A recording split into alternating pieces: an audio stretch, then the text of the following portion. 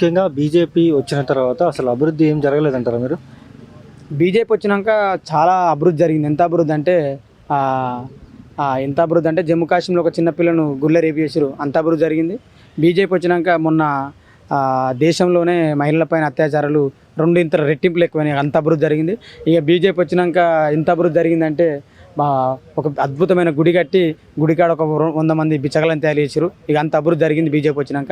ఇక మళ్ళీ ఇంకేం మాట్లాడలేదు. బీజేపీ వచ్చినాక ఏం అభివృద్ధి జరిగిందంటే అవి ఆపరేషన్ కగారు జరిగింది, అంటే దాదాపు ఒక 1000 మంది ఆదివాసులు చంపేశారు. ఇక ఇంత అభివృద్ధి జరిగింది బీజేపీ వచ్చినాక. ఇక అంతకన్నా అభివృద్ధి ఏం జరుగుతుంది? ఏ ప్రభుత్వంలో అన్నా 1000 మంది ఆదివాసులు చంపిన అభివృద్ధి ఉందా చెప్పండి? ఇక ఇంత అభివృద్ధి జరిగింది.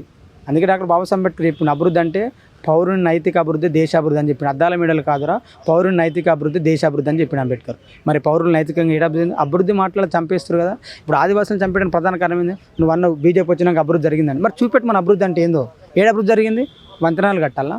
ఏం సిగ్గుండాలి? కొత్త పార్లమెంటు భవనం కట్టుకున్నావు, నీకు ప్రజలు ఎన్నుకోబడిన ప్రజలతో ఎన్నుకోబడ్డావు, నువ్వు కొత్త పార్లమెంట్ భవనం కట్టుకున్నా, ఎవరిని పెట్టాలి? సాధువులు సన్యాసులు తీసుకుపోయి దానికి గోమూత్రం చల్లుతాడండి ఎవడన్నా? సిగ్గుందా మోడీకి? నువ్వు ప్రధానమంత్రివా, ఓ సన్యాసివా? నీకు ఒకవేళ సన్యాసి పట్ల అంతగానం ఇష్టం ఉంటే నువ్వు నేను మఠానికి పోయి జైలు కావా? నువ్వు ప్రధానమంత్రికి ఎందుకు? ఒక మాట చెప్తా, కారు నడపాలంటే ఎంత వయసు ఉండాలి? 18 నుంచి 50 సంవత్సరాల లోపు ఉండాలి. కారు నడపనీకి గుర్తుపెట్టుకోండి, దేశంలో కారు నడపనీకి ఒక వయసు నిర్ణయించుకున్నాము.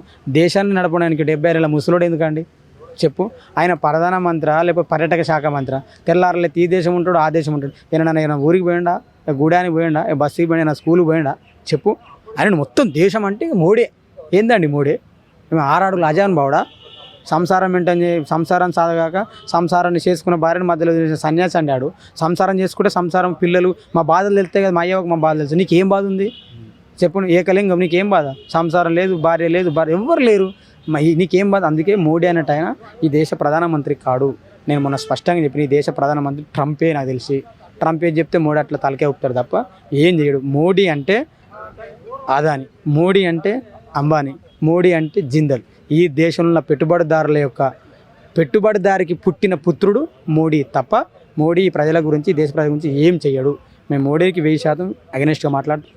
మేము 1000% చెప్తున్నాం. మేము ప్రజల గురించి మాట్లాడతాం, మేము ప్రజల కోసమే జీవిస్తాం.